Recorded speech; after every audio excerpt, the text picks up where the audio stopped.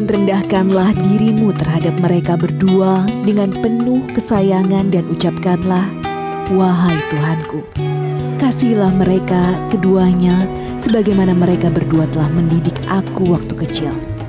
Quran Surat Al-Isra ayat 24. Assalamualaikum warahmatullahi wabarakatuh. Selamat pagi pemirsa, senang sekali saya Farid Hasan menjumpai Anda dalam Tawakal. Dan pemirsa, di pagi hari ini alhamdulillah kita sudah kehadiran tamu kita, narasumber kita bernama Ibu Lina. Nanti Ibu Lina akan bercerita mengenai apa yang masalah yang ia hadapi. Assalamualaikum Ibu Lina. Selain Ibu Lina, kita juga sudah hadir bersama, yaitu Bapak Ustadz Ziyad. Assalamualaikum Pak Ustadz. Waalaikumsalam warahmatullahi wabarakatuh. Terima kasih sekali lagi Pak Ustadz sudah hadir di studio bersama kami. Pemirsa dan Pak Ustadz, Ibu Lina ini bisa dibilang dia punya masalah yang cukup pelik, pahit yang ia harus hadapi. Mulai dari diperlakukan kasar oleh orang tuanya dan juga ada cerita lain nih Pak Ustadz. Untuk itu silakan Ibu Lina kalau mau bercerita boleh dimulai sekarang. Awalnya saya punya bapak ya, suka KDRT sama ibu dan juga saya juga. Sama Ibu Lina juga. Sama saya sama adik-adik juga. Apa yang menyebabkan Bapak bisa begitu ringan tangannya? Ya memang Bapak tuh emosian orangnya. Jadi kalau misalnya mama salah dikit atau anak-anaknya salah itu ringan tangan banget. Jadi sampai saya pun saat bela ibu saya dilempar cermin sama ayah saya.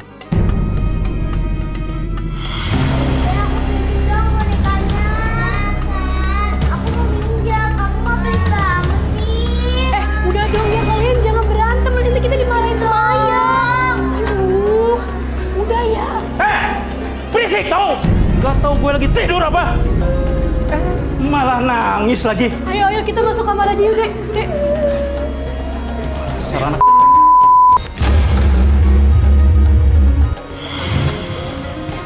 Jati! Kemana lagi nih perempuan? Jati! Dari mana sih lu? Fasin, ada apa sih ya? Ibu lagi nyuci di belakang. Gue panggil kagak nyaut lu. Udah lu ya. Bikinin gua kopi. Budak lu. Nggak kedengeran ya. Lagian kita nggak punya kopi lagi. Gula juga nggak ada. Ibu udah benar-benar nggak punya uang buat beli sembako. Makanya ayah kerja dong. Lu ngomong apa lu? Ngomong apa lu? Ngomong apa lu? Lu nyalahin gue lu? Hah? Enggak, Pak. Lu ya? Lu tuh jadi istri bisanya cuma minta duit. Sakit ya. Sakit, Pak. Lu mikir kapan nggak ada duit? Ayah jangan, jangan begitu. Pak, Bapak bisa kerja apa aja, Pak. Yang penting halal.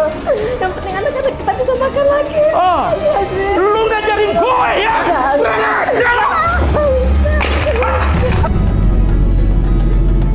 Saat ini lagi-lagi kita nemuin kasus yang kurang lebih banyak yang kemarin udah kita juga bahas. Seorang suami yang kasar sama istri bahkan sama anak-anaknya Pak Ustadz. Kita ikut prihatin Mas Farid ya dengan kisah Mbak Lina ini, di mana mendapati ayahnya itu gampang main tangan, kasarnya begitu, atau dalam undang-undang itu namanya KDRT, kekerasan dalam rumah tangga. Dalam tuntunan agama, seorang suami itu memiliki beberapa tanggung jawab, apalagi sebagai kepala keluarga yang sudah punya anak. Yang pertama, tanggung jawabnya adalah memberikan nafkah kepada istrinya dan kepada anak-anaknya. Berarti seorang suami, kepala rumah tangga, ayah harus memberikan nafkah secara halal kepada anak-anaknya. Nabi menjelaskan tidak hanya nafkah, tapi yang halal. Dan Nabi memberikan penghormatan penghargaan yang tinggi kepada suami yang berusaha semaksimal mungkin ingin mendapatkan nafkah yang halal, memberikan nafkah yang halal kepada orang tuanya. Bahkan pernah kita sebut Nabi SAW menjabat erat sekali sahabat Al-Ansori ini karena apa? Karena dia mencari nafkah meskipun hanya pembelah batu, tapi dia ingin berikan yang halal. Yang kedua adalah kewajiban orang tua kepada istri dan anak-anaknya, maaf ini, suami kepada istrinya ada, berarti orang tua kepada anaknya adalah memberikan kasih sayang, perhatian. Kita ingat bagaimana yang dicontohkan oleh Nabi SAW. Jadi Nabi SAW itu dalam suatu sujud itu pernah berlama sekali sampai sahabat mengira Nabi nggak bangun lagi. Ternyata apa? Ternyata Hasan dan Husain cucunda beliau itu sedang bermain di punggung beliau, dan kemudian setelah sholat Nabi mengatakan, aku tidak ingin mengganggu Hasan dan Husain sedang bermain. Apa maknanya? Dalam teori pendidikan Islam modern itu disebutkan, jadi Nabi ingin memberikan keleluasan apa? Menanamkan nilai-nilai kasih sayang kepada yang di dalam hal ini diwakili pada cucundanya. Apalagi main tangan tidak. Bahkan Nabi SAW pernah marah ketika menyaksikan ada orang tua berlaku kasar. Itu baru ucapan saja, itu tidak sampai main tangan. Ucapan kepada anaknya. Kemudian Nabi mengatakan apa? Orang yang tidak memberikan kasih sayang kepada kepada orang lain, apalagi kepada orang lebih muda, maka niscaya yang di langit tidak memberikan kasih sayang. Jadi hendaklah kamu sekalian irhamu man fil ard, kasih sayanglah kepada yang ada di bumi ini, yarhamu man fis sama. Niscaya yang di langit akan memberikan kasih sayang. Mananya yang di langit itu apa? Allah Subhanahu wa taala dan para malaikatnya, maksudnya di alam yang berbeda itu. Jadi apalagi kepada anaknya. Saya terus terang saja melihat orang tua main tangan kasar tanpa sebab. Orang tua hanya dibolehkan misalkan begini Mas Farid ketika pada anak. Misalkan contoh begini, ada hadis Nabi yang sangat populer Mbak Lina. Muru auladakum bisolat, perintahkanlah anakmu untuk menaikkan sholat. Kapan itu? Mulai umur 7 tahun. Sampai kapan? Ketika batas umur 10 tahun diajari masih juga meninggalkan sholat, maka pukulnya. Tapi Nabi maknanya mukul di sini adalah mukul yang bernilai pendidikan. Kalau Imam bin Hanbal itu menjelaskan itu dengan sapu tangan, misalkan kamu kok nah itu kan ini sesungguhnya bukan pukulannya, tapi untuk memberikan tadi itu. Apalagi tadi balik kasih, tentu ini sejenis suami orang tua yang sangat dilarang oleh agama melakukan kekerasan. Dalam konteks undang-undang negara, orang tua yang melakukan KDRT tidak dibolehkan, bahkan kalau dilaporkan dijerat hukum gitu loh. Tujuannya bukan untuk menjerat, tapi efeknya sungguhan undang-undang adalah untuk memberikan perlindungan kepada anak-anak di rumah supaya apa? Istrinya merasa nyaman, anaknya merasa nyaman. Kalau nyaman berarti tumbuh generasi, kalau generasi baik, maka generasi SDM bangsa ini juga gitu loh. Jadi jauh sekali yang dipikirkan oleh agama dan undang-undang itu.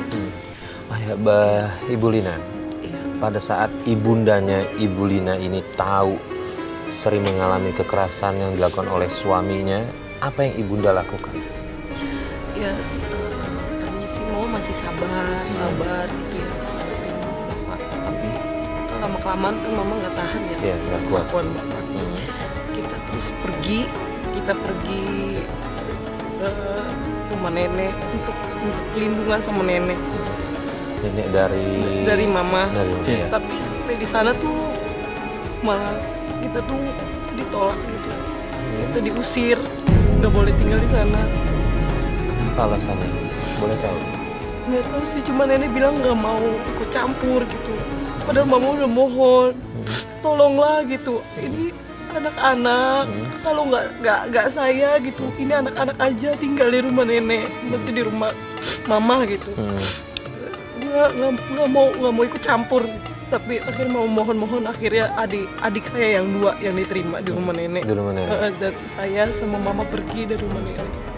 Kenapa? Takut sama bapaknya atau gimana? Kayaknya sih kayak gitu, soalnya kan tahu kalau sudah diperlakukan keras seperti itu ya di rumah. Lalu kemudian Mbak Lina dan ibunda tinggal di mana? Tinggal di halte, tinggal di terminal, tinggal di jalanan. Dia nggak punya tempat tinggal. Tidak menetap di rumah atau kontrakan. Takut sama ayahnya tadi ya?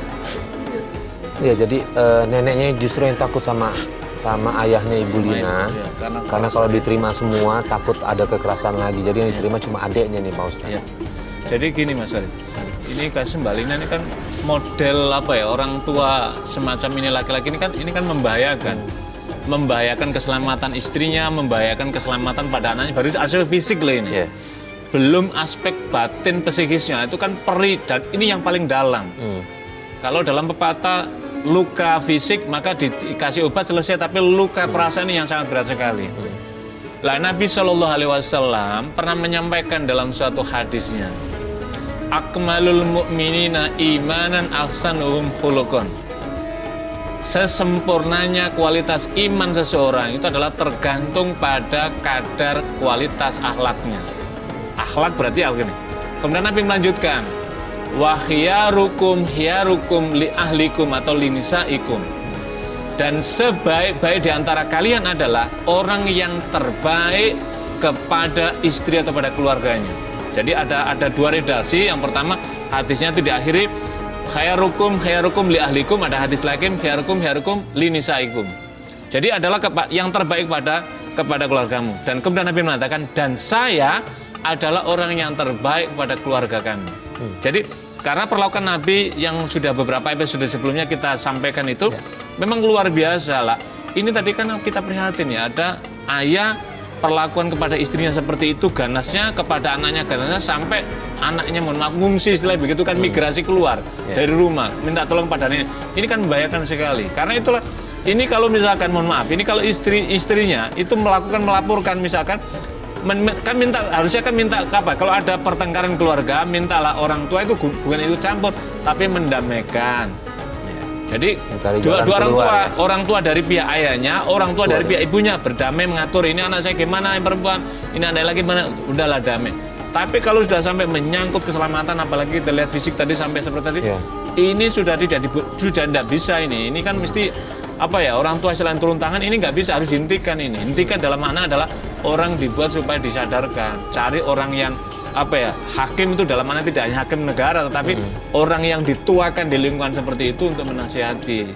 Jangan sampai mengancam keberadaan fisik maupun batin, fisiknya terutama kepada istri dan anak yang tadi. Dan sekali lagi Mas Farid, agama mencela model atau tipe laki-laki yang seperti ini kepada istrinya dan kepada anak-anaknya, yang seharusnya memberikan perlindungan pada istrinya dan kepada anak-anaknya. Kemudian lalu Bu Lina selama tinggal di jalan mencari makan itu dari mana?